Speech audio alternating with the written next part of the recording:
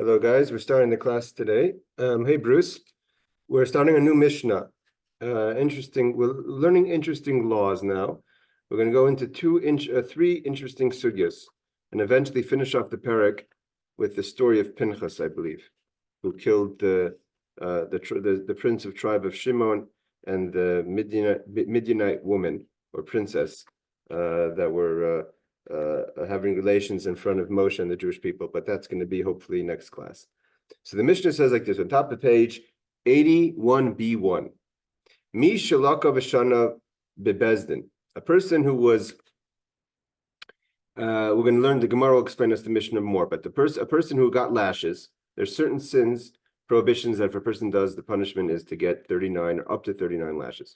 So a person gets lashes for something that he's committed, like Rashi says, Shalaka shtei pa'amim al shtei averos. The person got 2 times lashes on 2 different sins, seemingly. And so then what do we do? So it's 2 times he received lashes, and now he does a 3rd violation. So on the 3rd violation afterwards, seemingly, we'll learn the Mishnah is going to be explained by the Talmud, is machnisim oiseli kippah. They put him into a confined space. We're going to learn that the confined space is really like a very small space where the person could be in. Machilan oisei sa'irin, and they give him a barley feed, mizvakaas, until his stomach bursts. So it's seemingly a pretty harsh way to die, but it's not one of the 4 death sentence that's given over to the Sanhedrin. Meaning we have the 4 death penalties that are given over to the Sanhedrin. That is beheading, choking, burning, and stoning. That's with the Bezdin, as we've learned before, how it's done, each one in its way. So that's when the Torah says you get the death penalty. Here, the person hasn't seemingly done anything to get the death penalty.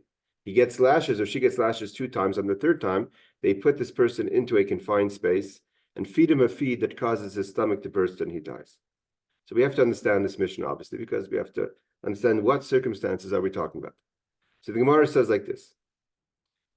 Mishum delaka v'shana bezdin koitzin oisei lekipa. The first question the Gemara obviously asks is just because the person did 1 violation and got lashes, a 2nd violation and got lashes, we just put him into a room like this and feed him this feed that is going to kill him. I mean, lashes you could receive on things that are not violations that are connected to the death penalty.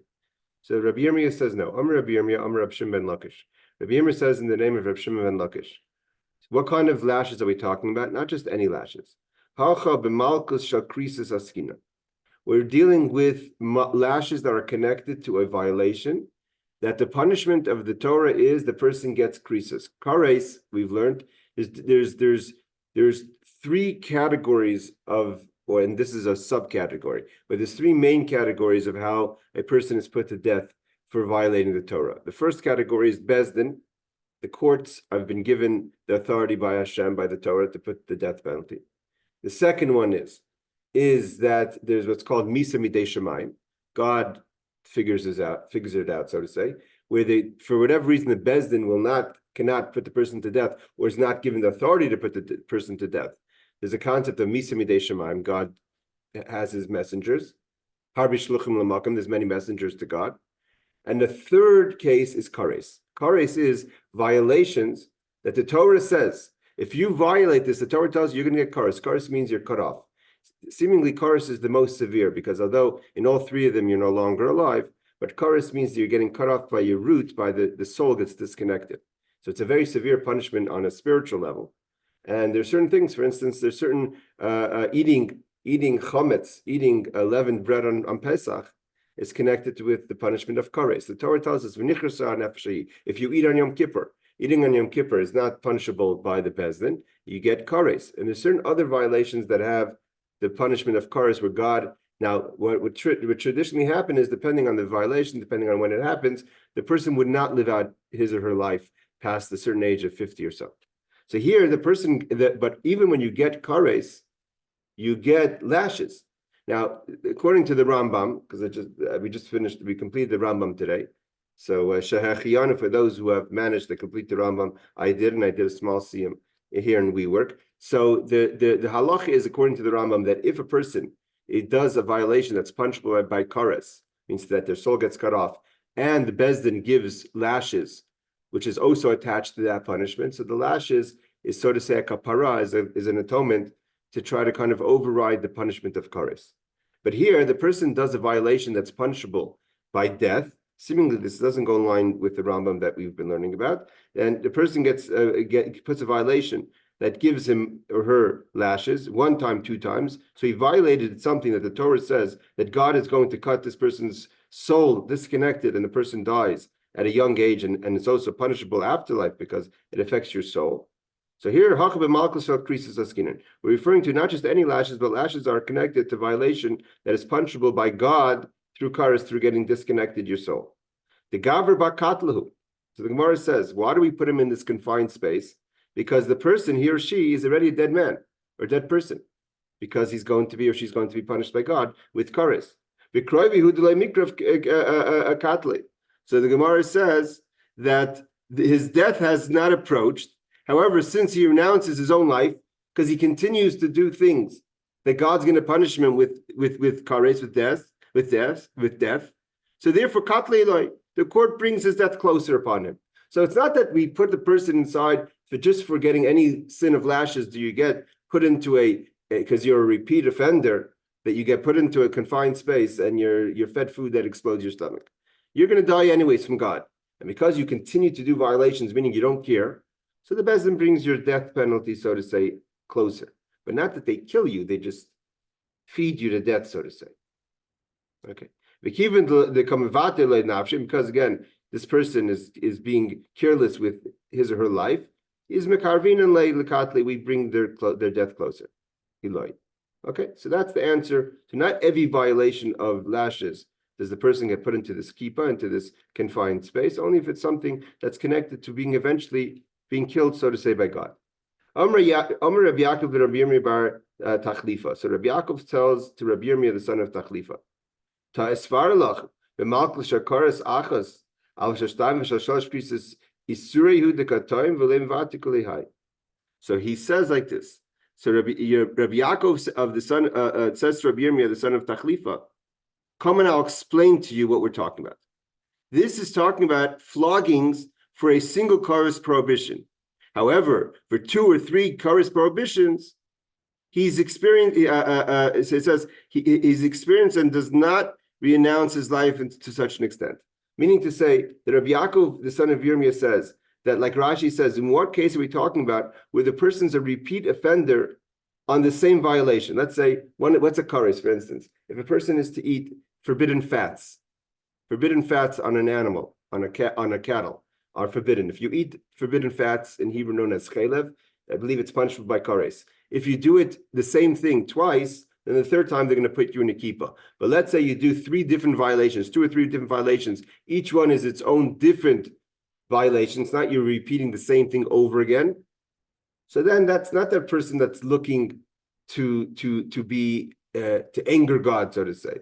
It's just the person, he says, that he uses the expression that Isir Hudikatoim, he just tasted, so to say, different sinful acts, but it's not he's like a dafka, he's just a repeat offender, just specifically, so to say, to anger God.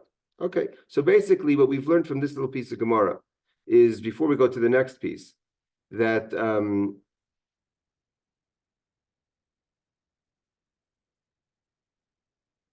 Rashi says that, so in the beginning it says basically, Rabbi Yirmiyah explains that it's talking about a person who gets lashes for a punishment which is punishable by God, kares, by death.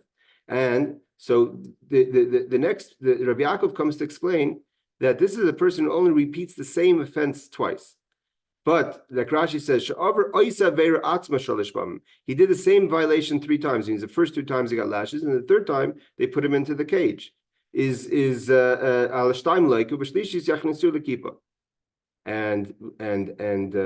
if this person does different ones, so he's a person who's, so to say, careless with sin, but not to the extent when a person repeats the same one. If you're getting lashes over and over again for the same exact violation, it's a little different. I'm kind of skimming on the details because the Gemara is going to go into more details in the next case. So now, so far, what we know is if it's talking about a person who repeats the same offense the same exact offense twice, gets lashes twice. On the third time, he gets put into the space, into the room that's fed to death.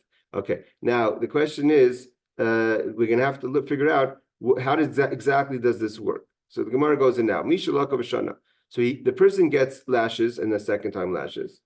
So Shana Afagav Delay Shilish. So the Gemara says, from this we understand that the person violated the sin the first two times, received lashes. On the third time, he doesn't receive lashes. On the third time, he already gets the punishment. After he violates, let's say he eats the forbidden fats and he gets put into this confined space. Leben Masnisin, so this means to say that our Mishnah does not hold of the opinion of Rab Shimon ben Gamliel. Because why? Rab Shimon ben Gamliel says like this: Ha'amar ad tlasim have a chazaka. We have a rule. So right away we're understanding something a little different that the Talmud's teaching us. That we know a rule that someone who does something a period of 3 times, that the number 3 is establishing a chazaka. Chazaka means that either, for instance, if you live 3 years in a space, so that's a chazaka that it's your space. There's something that a person does if a wild ox gores 3 times, that ox becomes a muad, an ox that is expected to gore. Means 3 times is a chazak. When a person repeats something 3 times, that establishes already a fact that this person is going to continue to behave a certain way. So Rab Shimon ben Gamliel says that how many times does a person need to do something to create a pattern? It's 3 times. And here the person only did it 2 times. On the third time, we already put him into the space. Well, the obvious question is, he did do it 3 times. He just didn't get lashes 3 times. He did the same sin 3 times. And instead of punishing him on the third time with lashes, after 3 times, we put him in the space. So we have to understand the Gemara's question. The Gemara seems to understand that the very fact that the person hasn't received lashes 3 times means it hasn't been established. Only the 4th time should he deserve the punishment. Okay, so the Gemara is going to go into all those details. So the Gemara seemingly asks, but our mission doesn't go according to Reb Shimon Gamliel. Why? Because he says, until a person violates something 3 times or repeats something 3 times, that person has not yet established the fact. So Ravina comes to explain. No, our Mishnah can go according to the opinion of Shimon ben Gamliel. Again, we don't look to make arguments, right? Because our Mishnah is a nameless Mishnah. There's no name attached to the opinion. Meaning to say, first of all, there would be an argument between father and son. A nameless Mishnah is presumably Rebbe. Rebbe is the son of Reb Shimon ben Gamliel. So, like to just make an argument between father and son, especially as his father was his Rebbe, was his teacher, he wasn't just any son, he was his son and a student. So the Gemara is not going to try to make it an argument right away. So Gemara says, no, the Mishnah does not go according to Reb Shimon ben Gamliel. He says, Ravina says, doesn't argue. Ravina says, I feel Reb Shimon ben Gamliel. We could even say that the Mishnah goes according to Reb Shimon ben Gamliel. And he holds, like I said, it's not this lashes that establish the fact, it's the violation. The violation that the person ate the fats, let's say, whatever the sin is, there's many sins that are attached to karis. But let's say that there's forbidden relationships. Some of the forbidden relationships are punishable by karis. So the person eats on Yom Kippur 3 times, whatever it is. So the Ravina says that what the chazaka here, the establishing the fact that the person is a, so to say, a repeat offender is on the violation, and he did the violation 3 times. It says aveiros machzikos, it's the violation that makes the chazaka, not the lashes. So we're not so sure that's the fact. Now the Gemara asks a question of that. Meisvei, the Gemara asks a question. And another brisa, the brisa says, hey Ariel. The Gemara says this: Avra Avera, the person does a violation, sheyesh ba malchus, that has a lashes attached to it, and we're presuming this means to say also that it's a violation that's also connected to kares, to the death sentence by God, so to say, and you also receive lashes. Pam Rishona Ushnia, the first 2 times the person does the violation, gets malchus. Malkin, I said, we give that person, he or she, lashes. Vishlishis, on the 3rd time after he or she violates the same violation, is kind to nice to keep us similar to our Mishnah. We bring them into the confined space. But things like this. Okay, so if we just stop here, so we say, okay, the same thing. It's just like our Mishnah. And our Mishnah goes according to Reb Shimon Gamliel, because the violation was 3 times. The punishment wasn't 3 times. And we're not counting the punishment. Because you think about it, let's just try to logically understand the Gemara's thinking here. Why would we even think that the punishment would establish the fact? So we have to understand that that we're trying to understand the pattern of this person. The person, as far as the person's concerned, the person has only received 2 times lashes. So yes, the person at this point, after eating the 3rd time or doing the violation the 3rd time, has violated 3 times. But maybe for that person to really understand the consequences of his or her actions, there needs to be the punishment. That only when that person's punished for the 3rd time, and the person does it a 4th time, then we say, okay, this person has a problem. But if the person only violated it 3 times, but he was punished, or she was only punished twice, maybe the violation is not enough to know if the person is a repeat offender. Maybe we need to first see the punishment, right? It used to be the law, I don't know if it's still in New York, 3 strikes you're out. The 3 strikes is only after you're in jail 3 times. It means if you experience jail 3 times, so then on the 4th time, we're going to say, okay, this person has a pattern of a problem. So the Mishnah could seemingly hold that the idea is the violation, not the punishment. But then the Mishnah continues. The Brisa continues. About Abishol is another opinion. He says, Af b'shlishin malkan say, no. First, we have to give the person lashes a 3rd time. And if after 3 punishments, the person still obviously is not getting it, the revius on the 4th time is kind to nice keep it. Then we put him into a confined space and feed him this barley until his stomach bursts, or her stomach bursts. My love. So what is this brisa come to teach us? The kulei alma malka is machzikas. That the argument between the first 2 opinions is that no, we never look at the violation, we only look at the punishment. That only after the person is punished a certain amount of times do we establish the fact.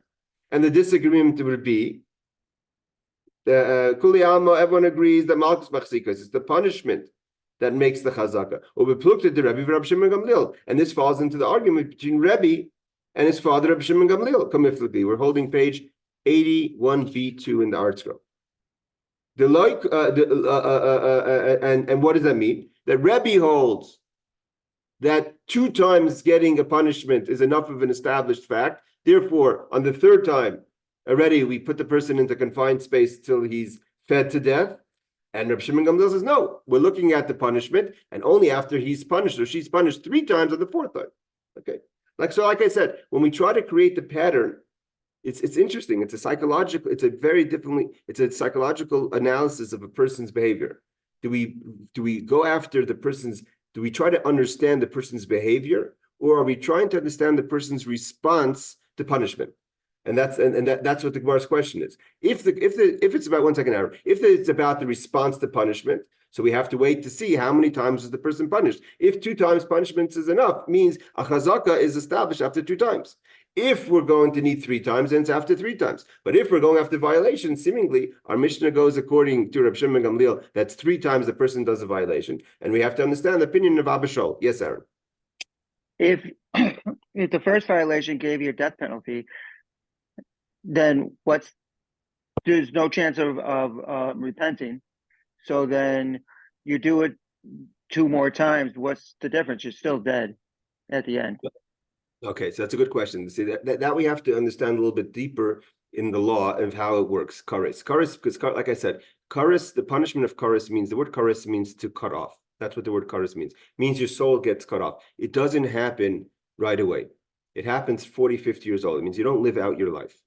So a person can theoretically, and it's a complicated law, because today we find, unfortunately, there can be a situation, I'm not going to say for sure because I don't know everyone's behaviors, that a person does these violations today, even knowing the law, and does live past 40, 50. So there's conversations about why kares doesn't seem to be working nowadays. It's after the destruction of the temple. It's after Galus. There's a different system of levigenity, of a person's life system. The Rebbe has a long talk about explaining this. But in the days of let's say the Beis Hamikdash, there was a story of a rabbi, Rabbi Yossi, who made a celebration when he turned 60. Why do you make a celebration when he turned 60? He says, obviously, I didn't do anything that's punishable by kares because I lived it. I passed the cutoff date. So you're asking if the person's a dead person, but the person doesn't die yet. Now, about repentance, it's not so simple, because the Rambam says, it seems from the Rambam, if I'm not mistaken, that the Rambam says that if a person gets lashes after you do the kares, the lashes is kind of the atonement, and then you don't get the kares. It's only in the fact if for whatever reason the bezin doesn't give it. In this case, the person got the lashes, but the Gemara still uses the verbiage that the person doesn't care about his life. He's dying anyway, so we're just hastening it. So I'm not sure what our Gemara's opinion is about the effect of atonement by receiving the punishment of lashes. It seems like it's not really 100% atonement because it seems like the person still may get killed, so to say, by God. But at the same time, we don't. It doesn't happen according to everyone. It doesn't happen right away. That's for sure. Okay, I hope that answered your question. But either way, what we're talking about is a person who's obviously repeating the offense in a short amount of time before the cutoff time. And now the question is: are we analyzing the punishment versus the violation? So seemingly from our Mishnah, Abba Shaul says, "Af b'shlishis, we have to wait till the fourth time." So the Gemara says, "No." I'm going to Beth, I'm putting you on mute, if you don't mind. There's some static coming over. Okay, no problem. So the Gemara says like this: no, it's not the argument between the Mishnah that Abba Shaul says that it's 4 times or 3 times. Like Kuli Alma, everyone agrees. Islahu de Rab Shimon Gamliel. It's all according to Rab Shimon Gamliel that you need 3 times. Bahaka miflagi. This is the argument. The Mar Savar, the first opening opinion of the Mishnah holds Averis Machzikais, that we don't look at the punishment, we look at the violation. Therefore, on the 4th time, on the 3rd time after the person committed the violation, we don't have to give them lashes after the 3rd time because we're not looking at the punishment, we're looking at the transgressions. Umar Savran and Abba Shaul holds Malchus Machzikais, no, that when Reb Shimon Gamliel says a chazaka, what does the chazaka have to be? It's connected to the punishment, not to the violation. So therefore, he says only on the 4th time, after you experience lashes 3 times and still didn't get the point, so then you get put into the confined phase, the confined space. Bahad Tanya, now we have another brisa that says like this: Hisru by v'shasak, Hisru by v'hirkin raishan, Pam Rishayna v'shniya, Masan by shlishis, and then so they warned him one time and he was quiet. What does it mean that he was quiet? The Gemara says, Rash says, Shehera ba'atzme ki mekabel Yisra, miu lo yiter atzme lemalkus behedya, v'chein behirkin bereishe, v'rames shu mekabel afapish deloi lucky behasrois kihanu deloi yiter atzme lemalkus. Okay, so here we have a situation with the laws like this. In order for a person to get a punishment, and this would include even the death penalty. So but in Jewish law, that's why these things are very rare. Because the person has to not only acknowledge, like you tell them, if you're going to eat that or do that, whatever it is that the punishment is kares, you're going to get kares. And with it, you're going to get malchus, you're going to get lashes. And the person goes, like, acknowledges, shakes his head, or quiet, but you see that the person understood what you said. But you don't get lashes. You acknowledge, but in order to get lashes, you have to say, yes, I know I'm going to get lashes, and I don't care. And then you go and eat the thing or do the thing. Right? So only if the person says, I know what you're telling me, and I accept that if the bezin takes me and gives me lashes, I'll get lashes. But I don't care, I'm still going to do the violation. Only then you get lashes. So what happens in a case where a person does the violation but doesn't acknowledge it verbally? Just like it's quiet, which shtika kaida, we know the law is that by a person being silent, that means that's a kind of acceptance. We know if a person says, the law is if a person says, you owe me $100. And you look at the person and you speak the language that he's talking, and the Bezdin understands that you are of sane mind and good hearing, and you're quiet, and then there's witnesses, and then you come back and say, no, I don't know him. They say, no, what do you mean you don't know him? You why didn't you protest when the person said the first time? So unless you give a good answer why you didn't protest, and a milsa code, so to say, you have a reason why, then the Bezdin says, shtika kaida, there's a law that if you're quiet, that means you acknowledge, right? Why aren't you protesting? When a person doesn't protest something, that's evidence that they acknowledge that was the case. So here the person says, if you're going to do X, Y, and Z or eat X, Y, and Z, you're going to get lashes. The person doesn't say yes, but the person's quiet or nods his head. So the first time he's quiet, the second time he nods his head, right? So his rabbi, they warn him, Vishasik, he's quiet. So he doesn't acknowledge verbally, but he's quiet. He doesn't say, what are you talking about? The second time, his rabbi, they warn him, Behirkin, Raishai, and he bows his head like in an acknowledgement. Pam Rishayna Vishniya. Masrim by Shlishis, we warn him a 3rd time. Even if the person doesn't acknowledge verbally, he doesn't get away, even though we didn't give him lashes. So in this case, Aaron, he surely has no atonement because he didn't get lashes to have atonement. So here, the third time, we put him into the confined space, and he gets fed to death. You have to do a third time. Only on the fourth time that he obviously hears the warning and doesn't acknowledge but doesn't cure either, is on the fourth time he gets brought into the confined space. So we can't say that here clearly we can't say that the argument is about the punishment, because there is no punishment. He never gets slashes. So here let's say it's talking about a forbidden food that is connected to cars, like the forbidden fats. So the person here says, don't eat that. If you eat it, you're gonna get lashes. The person just looks blank at you and eats it. Second time they say, if you're gonna eat it, the Bezdin's gonna give you lashes, and you go and you eat it. So they still can't give you lashes because you have to say, I know they're going to give me lashes, I don't care. The third time, again, the same thing repeats itself. So now the question is, do we need to wait for fourth time or not? So we can't say this is a person that's not paying attention to the punishment because he gets no punishment. So we're obviously only talking about the violation. Nevertheless, there's an argument. So what do we see here? That there is an opinion that even only after 2 times of a punishment, on the third time we already put the person into confined space. And only Abba Shal says only after the fourth time do we have to give the person the confined space punishment. So so how's the Malchus Lika? There's no punishment that we could say the argument's about the punishment. So Ravina says, the question is like this. We have to understand the punishment here. The punishment of the kippah, first of all, nowhere in the Torah, there's going to only be, the next question the Gemara is going to say is, where do we even know it's such a law? Obviously, it came down from Moshe, but there's nowhere in the Torah that says, in the actual 5 books of Moses, that says that a person who does a violation, even if it's a violation connected to kares, that God will kill you, so to say, cut your soul off, that we get involved, i.e., put a person in a confined space and feed him an animal feed, a barley feed that causes the person to die. So it seems so to say that there's certain intervention between the Bezdin. So if there's such a law, so you have to let the person know there's such a law. So this is the argument. The argument is when we take initiation to punish the person, so to say, to bring on his death penalty early, do we have to let him know we're going to do that or not? So the rabbis say no. If this is a repeat offender, 3 times we told him not to do it and he does it anyways, we don't ask him any questions. We just put him into the confined or her into the confined space, and he gets fed this food. But Abba Shal says no. After the 3rd time, you have to say, listen, guy or lady, you've been eating repeatedly this forbidden food, and we've warned you. You didn't verbally accept it, but you nodded your head. We know that you know what's going on. If you do it one more time, I'm telling you now, we're putting you in a confined space, and you're going to be fed a barley feed that's going to kill you. So here, that's the argument. The argument is, the arguing, do we have to warn the person that he or she will be placed in this confined space? Now the Gemara says, what is this confined space?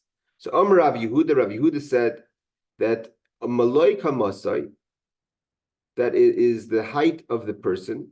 So let's say it's whatever the average height is, let's say 6 feet. I don't know if that's the average height, but let's say it's 6 feet. So that's the space. So it's not a spacious space, it's a confined space. And now the Gemara says, like I said, where is there a hint in the Torah? So we know what's the question. We know it doesn't say clearly in the Torah. No one argues about that. But the question is, like Rashi says, this is surely a law that the rabbis didn't make up.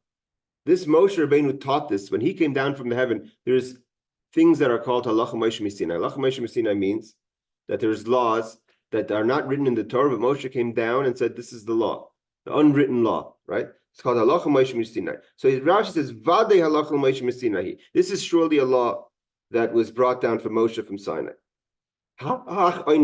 This punishment of putting a person into a confined space and feeding him to death. But we need a hint somewhere in the 22 books of the Torah that says something that would tell us that there's such a death. So the Gemara says, Amr Rish Lakish said, Temaisis Rasha Ra. That Rish Lakish quotes the verse in Tehillim that says, the death blow of the wicked is evil. So there we see that there's a punishment for a person, even if the Torah doesn't say that you're going to get the death penalty, but the Bezdin sees a repeat offender will get this kind of death penalty. And I'm not going to go into which is worse. I hope to never experience any of them, but this seems like a pretty harsh way to die. Okay, either way. So he says, what does it mean? That even if a person doesn't know their time, right? So nevertheless, it's like a fish that are caught on an evil trap. What's an evil trap? The Gemara says, chaka. It's a fish hook. Let's see. I thought I saw something else. Hold on. Okay, that's the next Gemara. All right. So this finishes this Mishnah that says, we'll go a little further, that teaches us about the punishment of a person who gets repeat lashes for a violation that is connected to a sin that's connected to chorus, to being killed by God. If you repeat offender 2 times, 3 times, 4 times, we worked it out in different kind of ways. The conclusion seems to be from all this that we look after the violation as 3 times you do a violation, then you get the punishment. And the argument is, do we have to give you a warning about this punishment? Abba Shaul says we have to have a warning, and therefore only after the 4th time does the person get put into the confined space. Now, what about, there's other cases, other violations, where actually you wouldn't get lashes, and you wouldn't get kares. You would get the death sentence. That means the Bezdin would kill you. But again, we said many times, there are scenarios where a person could do something that the Bezdin knows you've done it, but for whatever reason, they can't punish you. What's the case? A hayrig nefesh. This seems to be a continuation of the previous Mishnah. A person who kills someone, shalai be'edim. There's no witnesses, so we can't give you the death penalty. The death penalty for murder is beheading. We're going to see soon what it means, shalai be'edim. Whatever it is, the witnesses that are there, it's not we don't have a scenario that the Bezdin could kill him. The Bezdin knows he did it, but we can't kill him. I don't know if it's circumstantial evidence or what have you. Tampering with evidence, what have you. We're going to see soon what it means. But there's not witnesses that could put the person to death. But we know he did it or she did it. So again, machnis noisel kipa, we put him into a confined space. And here it says something else. Machil noisel lechem tsar. He gets like small amounts of bread. Tsar means like narrow bread, but it means we're how does he translate here in English? Portions of bread and a little bit of water, right? Maim lachatz, and a little bit of water, and that's his punishment. So we don't know. First, we're going to understand what the punishment is. We're going to first understand, before we understand the punishment, we have to understand the scenario.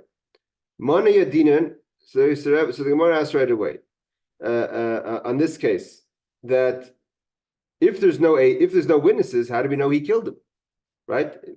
We just said if a person commits murder without witnesses, so the Bezdin puts him into a confined space. But how did you know that he killed him? There's no witnesses. Minayadinan, how do you know? So Amar Rav says, Be'edis miyuchedes.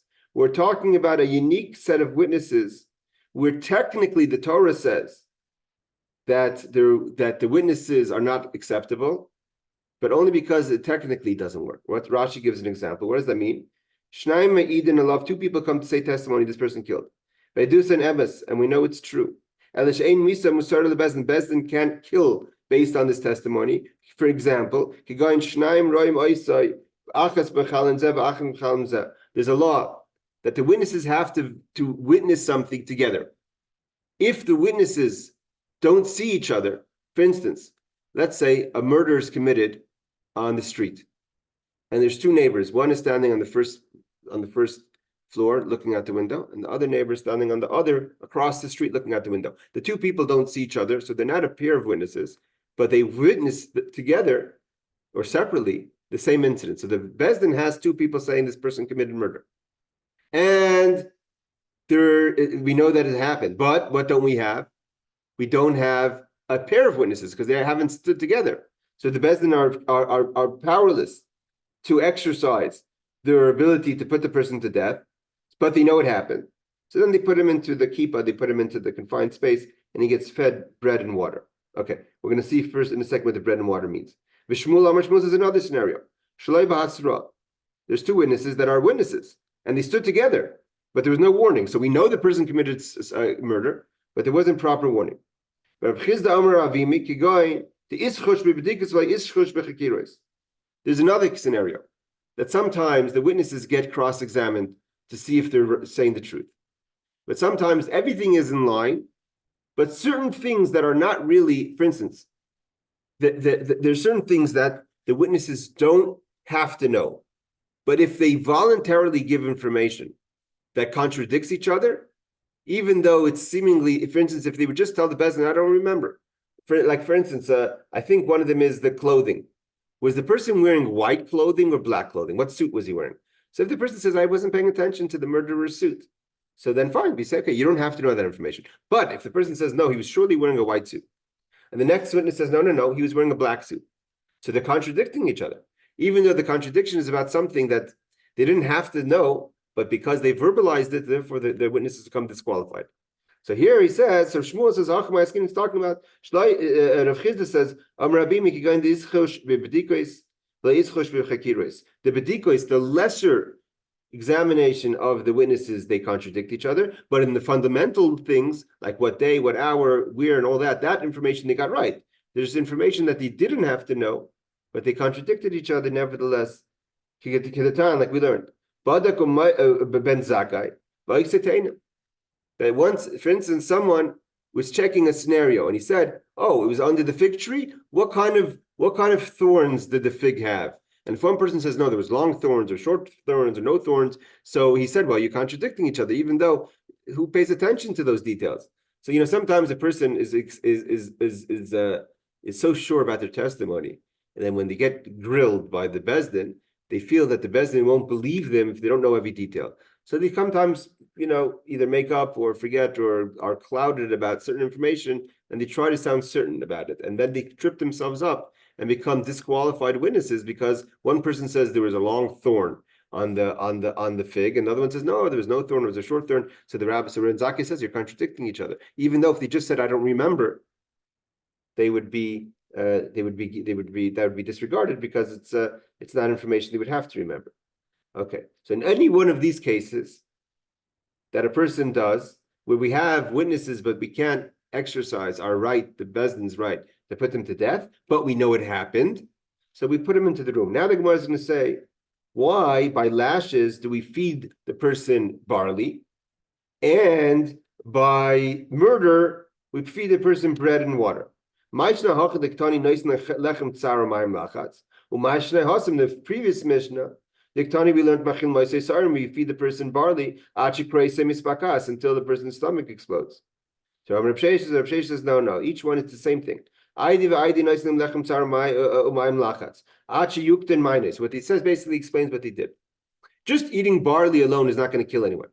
What they would do is they would feed the person very little bread and very little water, and slowly the stomach would shrink because the person is eating very little foods. So right, when a person eats little foods, your stomach shrinks.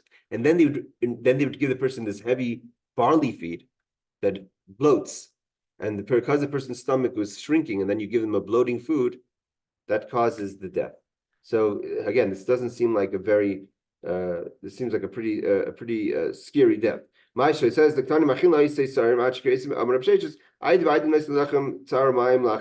in either case, first we give them a little bit of water and bread till his or her stomach gets small, contracts. And then we give the person barley, which is a bloated food, until the person's stomach explodes. And that's the punishment. I mean, I don't mean to sound graphic, but that's just what's happening over here.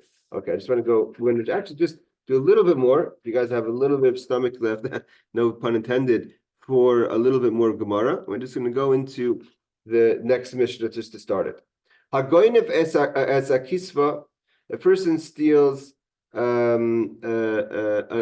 kisva. We'll see what that means in a second. It's basically a part of, it's a small utensil of the temple.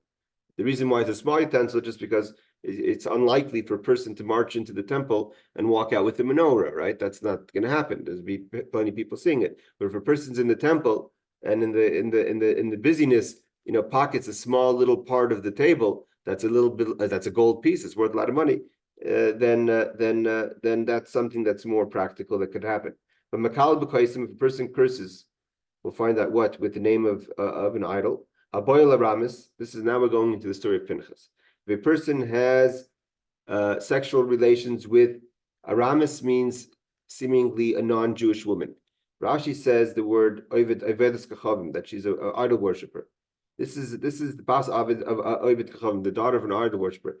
This crosses into the very interesting topic about mixed marriages. So it says a person who's a Baal Aramis. So in these three cases comes the rule of Kanoim Poigim Boy. The zealot jumps in. This is the laws of the zealot. Very rarely in Torah is there not a very clear system of how to happen. Even the zealot is a clear system. But a zealot is kind of opening up a space where anyone who thinks they're a zealot could take action. A zealot is a zealot, right? So Kanoim Poigim Boy, that the zealot could come in and for instance, Bezdin will not kill a person for having relations with a non-Jewish woman.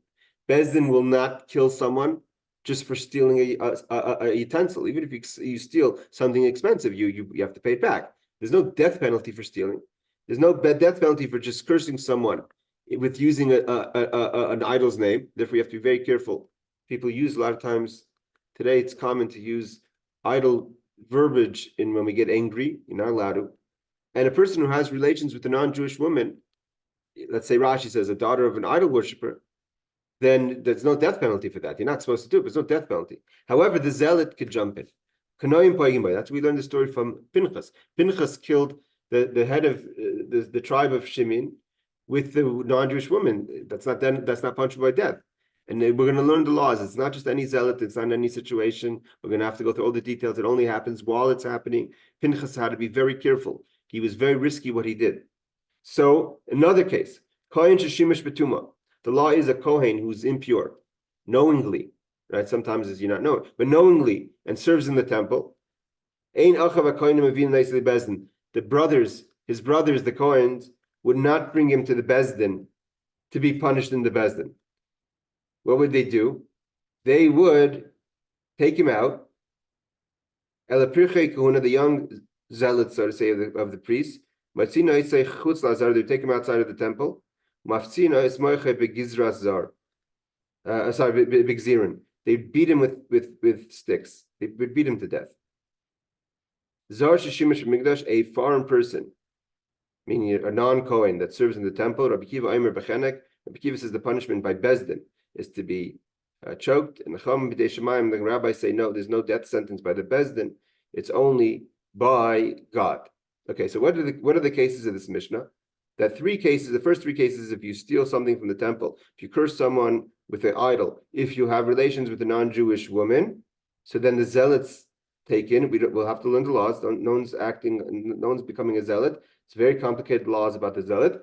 Second thing is that Kohen who serves while he is impure, knowing. So the brothers of the Kohanim would not take him to the bezdin. They would just beat him to death. And the third case is that a foreigner, meaning a non-Kohen, who serves in the temple, Rabbi Kiva says it's punishable by the bezdin with choking, and the rabbis say it's b'dei shamayim. Okay, let's just stop here.